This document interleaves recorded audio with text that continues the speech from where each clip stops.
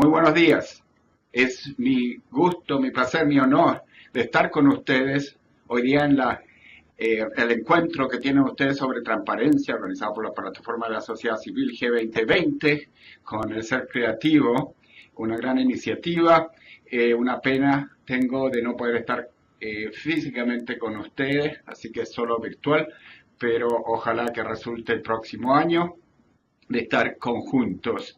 Por ahora les ofrezco en forma más virtual ciertas reflexiones desde un punto de vista de un marco empírico global, con el poder de los datos, un marco comparativo. Sobre España ustedes saben mucho más, así que seré escueto.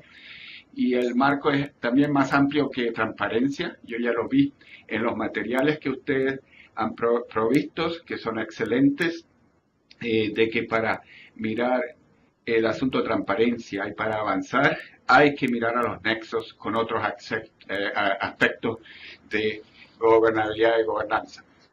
Sin más allá, para dejar de que los datos hablen más, porque la presentación es un poco empírica, y para no robarle demasiado tiempo, yo me muevo para así enfocarnos en las láminas con los datos, pero para comenzar al respecto, está el asunto definicional. En general se habla mucho en español, cuando se habla de governance se dice gobernabilidad, pero la gobernabilidad, según la Real Academia de la Lengua de ustedes mismas, es la cualidad de lo gobernable. La gobernanza es más amplia y mucho más útil para nosotros, pero el arte o manera de gobernar para el logro de un desarrollo económico, social e institucional duradero y para sano equilibrio entre el Estado, la sociedad civil y el mercado de la economía.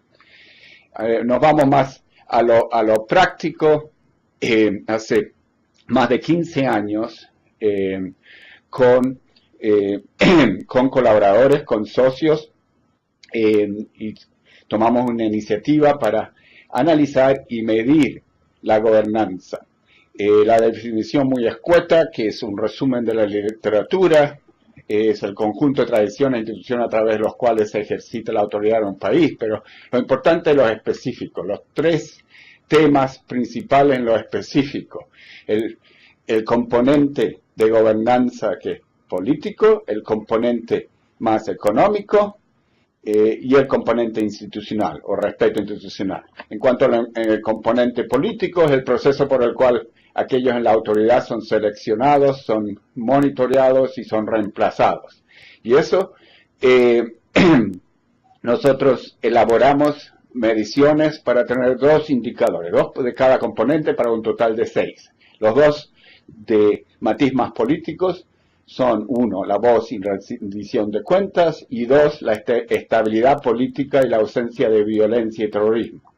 El aspecto o componente de gobernanza de matiz económica es la capacidad del gobierno para formular e implementar políticas y para proveer los servicios sociales a la ciudadanía.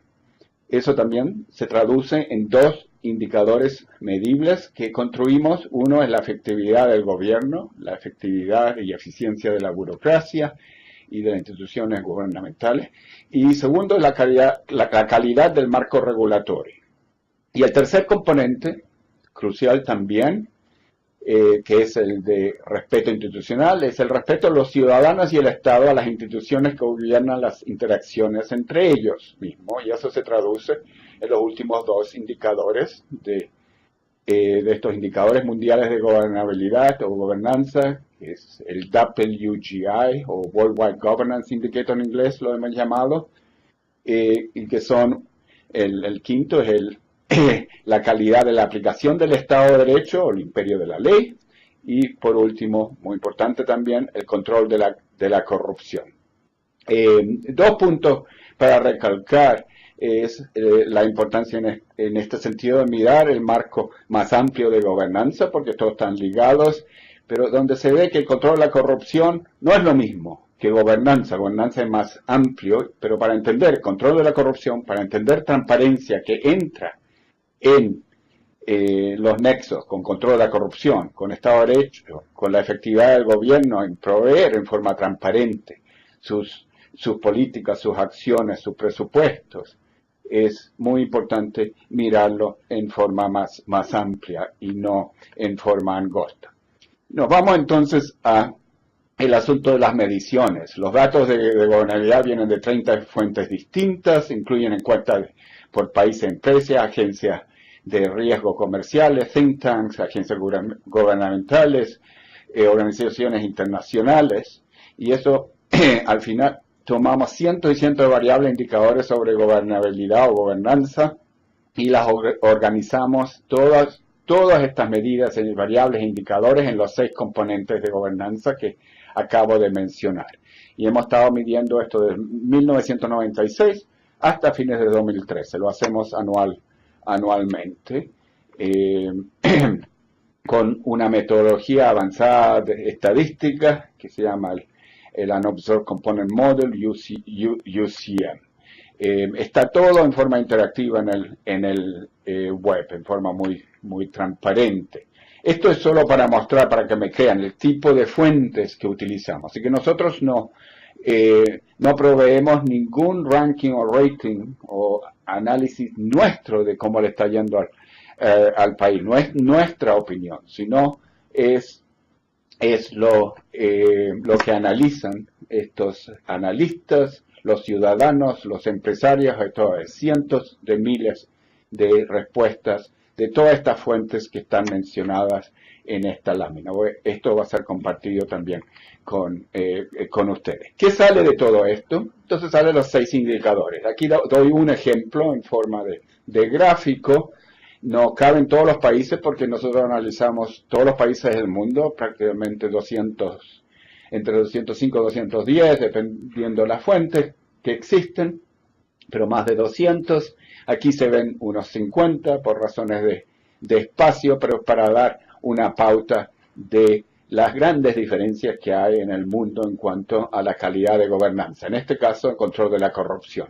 Ustedes ven que hacia arriba de cada una de las columnas hay una línea finita. Ese es el margen de error. Le damos mucha importancia a ser muy transparente y preciso sobre el grado de imprecisión de los datos que existe, y por lo tanto significa que todos los países que están de luz verde, en forma estadística uno no puede decir que uno es mucho mejor que el otro, pero al mismo tiempo no son fatales, porque no son tan grandes, y por lo tanto uno sí puede hacer inferencias de que los países que están de luz amarilla son distintos que de luz roja y naranja y de verde, etcétera. Y también en el tiempo, si las tendencias y los cambios son grandes, pueden ser significativos también desde el punto de vista estadístico. Esto es una forma de mirar, viene todo del web también, el mapa del punto de vista global, en este caso la calidad del Estado de Derecho, 2013, se ve grandes diferencias. Si uno mira ya las Américas, por ejemplo, a mano izquierda, y aquí le hago un zoom a la América, uno ve una cosa interesante, que ha habido en general la tendencia de generalizar para continentes, y eso puede conllevar a mitos, porque por ejemplo en América Latina, o las Américas, incluyendo América Central, se ve diferencias enormes. Todo el rango entre luz verde, que está como los mejores, como Canadá, y para ser súper transparente, yo soy de Chile, así que quiero mencionar el caso chileno, que relativamente hablando está bien y comparado con países como Canadá, pero está todo el rango con amarillo de Brasil, los rojos de Venezuela, y mucho entre medio. Así que generalizar sobre continentes es peligroso al respecto. Ahora seguramente muchos de ustedes están interesados, bueno, cómo le ha ido a España. Obviamente ustedes lo saben, no es secreto de que ha habido desafíos importantes en el país, es interesante ver hasta qué punto los datos son muy claros, y como dije antes, los datos son todos externos. Nosotros usamos una metodología para agregar todos los datos existentes de otras fuentes, y se ve a mano izquierda en este cuadro, está España. Tomo dos de las componentes fundamentales para esta reunión de transparencia y sociedad civil. Uno es voz y rendición de cuentas, que es más a mano izquierda, y se ve que del 2003, que está en azul, hasta el 2013, que está de negro, ha habido un deterioro importante en España, según los datos, y lo mismo en control de corrupción. Obviamente están ligados, así que no es gran sorpresa. Para comparación, y para ver de que eso no es una tendencia mundial, el mundo en general se ha quedado más o menos estancado en todos estos temas, ni como promedio, ni con gran auge, ni con gran deterioro, y especialmente en países industrializados, como España. Por eso, para compararlo, lo pongo a mano izquierda, a mano derecha, donde se ve nuevamente las pautas donde han quedado relativamente estables. Y en el caso de voz y rendición de cuentas, y en el caso de control de corrupción, en el 2013, están significativamente más altos que en España. Y ese no era el caso hace una década, no era el caso en el 2003, donde España en voz y rendición de cuentas estaba por encima de los países industrializados, ahora está por debajo, y en control de corrupción estaba más o menos al mismo nivel, y ahora muy por debajo. Así que obviamente hay una gran labor hacia adelante, y me imagino que es una de las grandes razones por la cual ustedes se reúnen y discuten el qué hacer. Ahora, es fácil quedarse pegado a veces en asuntos de transparencia y corrupción de un punto de vista bastante tradicional, donde se mide mucho los sobornos. Por ejemplo, en este caso, con datos muy específicos que hemos tenido ya muchos años, uno puede medir los sobornos, las coimas en licitación, y se ve que en América Latina, por ejemplo, es mucho más alto que en la G7 en Estados Unidos, en Latinoamérica en azul, Estados Unidos en negro. Pero lo que se le daba muy poca importancia hasta la crisis financiera del 2008, 2009, 2010, y lo que ha ocurrido después también en Europa, y todo eso se le da poca importancia a aspectos más sutiles de falta de gobernanza y de corrupción, especialmente relacionado con lo que he llamado corrupción legal, que es la influencia indebida o hasta en forma más extrema captura del Estado por intereses creados, mucho del sector privado, pues el sector bancario, en algunos países es por las compañías multinacionales enormes o recursos naturales, etcétera. Y si miramos la comparación con la misma fuente de datos, que son empresarios mismos que responden a cuestionarios, vemos que a mano derecha ahora, como sube el aspecto de corrupción, si se incluye en eso solamente la corrupción legal, que las influencias indebidas en cuanto a las políticas, a las regulaciones, y a los decretos, el marco regulatorio, todo eso, ya sea en el aspecto financiero o económico. Y se ve que en el caso de Estados Unidos, por ejemplo, sube enorme. Y esto ya era con datos en el 2004, mucho antes de la crisis financiera de Wall Street, que después se expande a Europa. Yo creo que es muy importante mirar estos aspectos de corrupción que son políticos, que tienen una matiz extra legal, a veces legal, a veces ilegal, donde hay intereses creados e influencia indebida. Un punto más empírico, antes de concluir, que me parece importante recalcar y quizás sea útil para la discusión de hoy. En realidad son dos puntos. Uno es preguntarse si esto tiene grandes implicaciones desde un punto de vista de desarrollo de un país, tanto económico como social. Y la respuesta es sí. Hemos hecho esa investigación ya hace bastante tiempo con todos los datos que existen y distintas metodologías y encontramos que hay un dividendo enorme del desarrollo y para el desarrollo y el crecimiento que viene de la buena gobernanza, que lo calculamos en 300% como promedio. ¿Qué significa 300% como promedio? Países que logran mejorar de alta corrupción a corrupción mediana o de mediana corrupción a menos corrupción, no en forma extrema, pero sino lo que llamamos en estadística una desviación estándar, que es realista y que se puede hacer y que se ha hecho en varios países donde se ha visto esas mejoras. Eso conlleva en forma causal, en el largo plazo, eso sí, a un incremento en el ingreso per cápita de un país de 3 veces, es el 300%. Es decir, si un país tiene $5.000 per cápita hoy día, en el largo plazo, y puede tomar una generación tendría $15.000 en términos reales. Así que el dividendo de buena gobernanza, de transparencia, de todos estos aspectos que estábamos hablando para un país es enorme. Obviamente, aquí estamos hablando con espejos, al revés ocurre también, y países donde empeora la gobernanza, eso va en desmedro del desarrollo económico, social, crecimiento.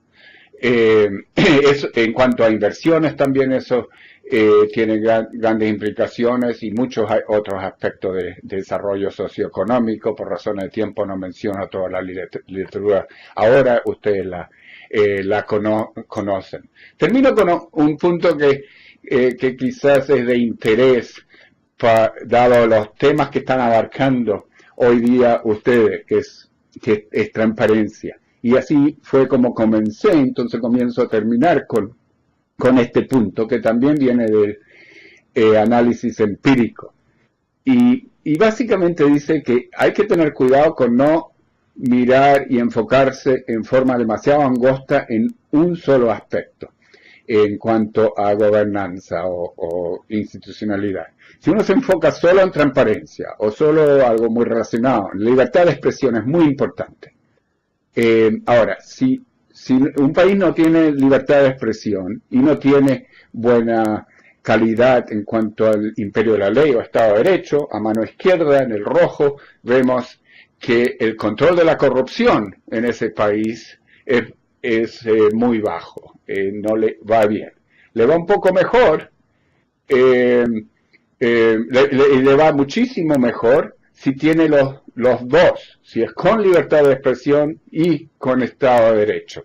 Pero la verdad es que si solo tiene uno de los dos, entonces el impacto es mucho menor. No solo entre medio, entre esos dos, pero más bajo que entre medio. El empuje real resulta solo cuando hay la interacción entre 2 o 3 temas clave. En este caso, y lo que hemos encontrado que es clave tener libertad de expresión y rendición de cuentas más en general con la involucración de la sociedad civil y con un cierto marco de Estado de Derecho, imperio de la ley que esté funcionando. Es interesante mirar, por ejemplo, los casos aquí vemos, por ejemplo, si hay solo libertad de expresión, pero sin Estado de Derecho, que es el del medio, es mucho más bajo que si existen los dos, con libertad de expresión y con Estado de Derecho. Así que esto da esa pauta y ese ejemplo. Vuelvo donde ustedes, para concluir, es interesante mirar el caso, por ejemplo, de México, que es un país pionero en cuanto a asuntos de transparencia, ya sea en cuanto a licitaciones en el web, el Compranet, pero también en cuanto a todo la ley de accesos de información, que ha sido pionera en el mundo, especialmente en implementación, es excelente, pero han tenido grandes desafíos en cuanto al Estado de Derecho, el imperio de la ley, y el problema de corrupción todavía persiste, y hoy en día vemos los desafíos que tiene un país como eso. Así que es importante mirar la interacción entre los dos. En Chile había mucho menos transparencia que en México por muchos años, pero mucho